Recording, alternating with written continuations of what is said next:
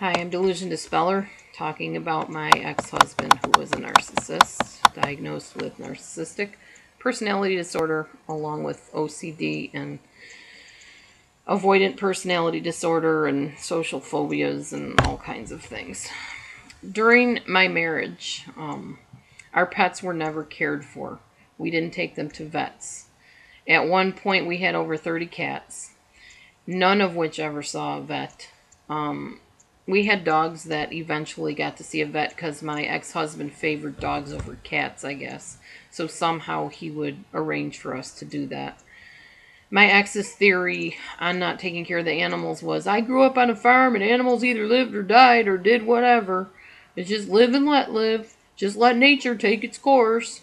That would mean that my children over the years saw a lot of their beloved pets get hit and killed by baseballs, run off and not be found again, be accidentally stepped on by my ex-husband and not cared about, since we have plenty of other kitties where that one came from. They had a very bad upbringing as far as how to treat animals. And it breaks my heart because I absolutely love animals. I'm totally against declawing animals and docking their ears and their tails and doing any harm to animals whatsoever. I am very much, I don't know what the word is, extreme, I guess, in my views about that. Bills were often not paid on time, so our utilities often got shut off, and we would be very cold in the winters sometimes. Often we didn't have water to drink or to cook with. And since my ex-husband fixed up people's vacuums and sold them, if he gave me one and I really started liking it, he would give it away to the neighbor and tell me that he'd eventually get around to fixing another one up for me. But in the meantime, he'd harass me for not keeping the carpet vacuumed. When I told him, well, I would, but I don't have a vacuum, he gave my vacuum away to the neighbor, he would say, that's okay, just use a broom, it works better anyways. So very often I didn't have proper utensils to clean with, and then I would get screamed at and hollered at for not having the house clean, and his sister or his mother would come over and have a fit about the house not being clean, but I didn't have anything to clean with. No appropriate utensils. So that was very much double bind.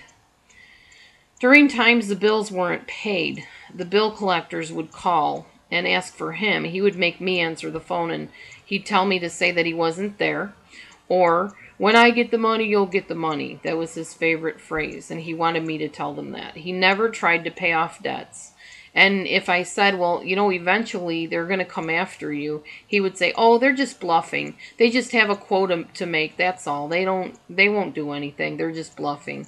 He said the same thing when we were driving to a craft show, and he was speeding, and the policeman pulled him over and gave him a ticket for speeding. He was totally shocked, and I remember him saying, I can't believe you did that. I can't believe that happened. Can't believe I got a ticket. I mean, he literally could not believe that he got a ticket for speeding. He thought he was above the law. And, you know, the policeman would never do that to him. There was a time when my children and I went without food for a couple days because my ex didn't have money for whatever reason. I still don't know what he spent all our money on. He handled everything, the money, the bank account, decisions, whatever. He did it all. And food stamps also. So we were out of food stamps, so we couldn't get food on food stamps. I had to drive to the food pantry with my children, and when I got home, he had a fit because I went to the food pantry, and that was embarrassing, and I didn't need to do that. And I said, these children are hungry. They're crying. They're so hungry. And he'd say, well, get them some bread, or give them some rice, or there's something in there. You can make them cans of vegetables or something. And he said, if you would have just waited, I would have gotten you some food. Yeah, right. My children were crying. They were just so hungry. I had to get them food. Narcissists have addictions, and my ex-husband's addiction was Pepsi and being a workaholic, and also these multi-level marketing things that he always joined. So it's not uncommon for your narcissistic person to have an addictive problem. They have addictive personalities. And it's usually what they dive into to pull them away from what they should be doing. Stay tuned for the next one.